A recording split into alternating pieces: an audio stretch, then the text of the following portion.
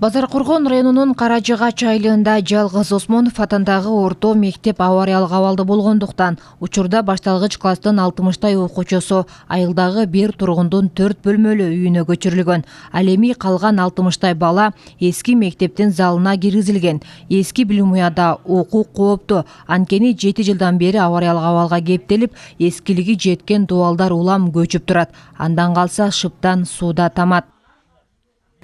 Бул биздин мектеп мисалы 1965 жылы ашар жол менен салынган мектеп экен.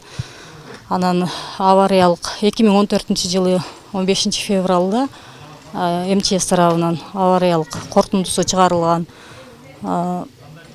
Бүгүнкү күндө ошо шартты эскирип, окууга жараксыз деп балдарыбыз абалга жараша ушундай немеде окуп атат.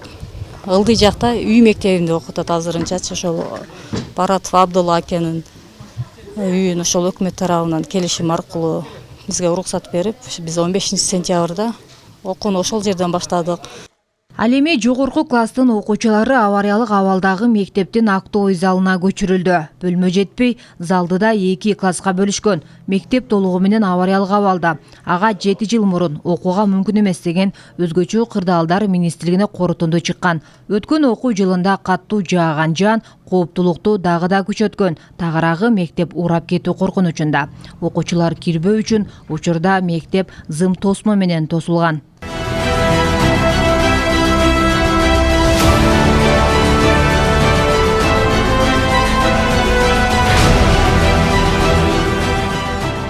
Мектеп маселеси чечилбей, айылдагылар балдарын башка мектептерге которуу сунушун койгон. Бирок көпчүлүк ата-энелерде балдарын алыскы мектептерге ташып окутканга шарты жок. Ал эми турак үйдө окутуу сунушу да айыл тургундарынан демилгеленген дейт айыл тургуну Карим Сүйүндүков.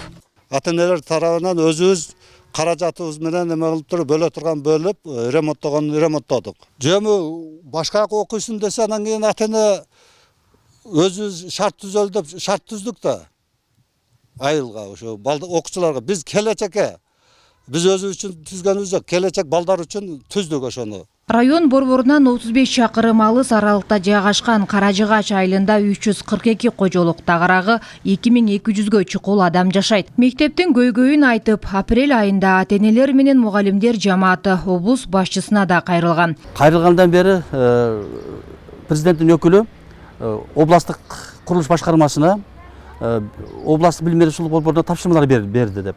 Бул боюнча кандай иштер аткарылып атат? Ошол мектептин 72 миллион сомдук турган мектептин проекттин сметный документациясы бүткөрүлдү. Бул бүткөрүлгөн проектisi үстүбүздөгү жылдын мына 16 августунда тендерге берилип жарыяланды. 15-16 сентябрда ошол тендердин пакети ачылды. Азыр бизге түшкөн так маалыматтарга караганда ошол мектепти курам дегендин 4 мекеме ишкана өзүнүн немесин билгизди, катыша турган билгизди. Республикалык бюджеттен бул мектептин курулушуна акча каражат тактоо боюнча мына президенттин өкүлү да катуу киришип атат. Тактап атабыз. 2021 жылдын долбооруна кирген. Жалал Абад областында 475 мектеп болсо, анын 42си авариялык абалда. Кошумчалай кетсек, областта жалпысынан 251 миңден ашуун окуучу билим алса, быйыл 1-класска 21 миңден ашуун окуучу кабыл алынды.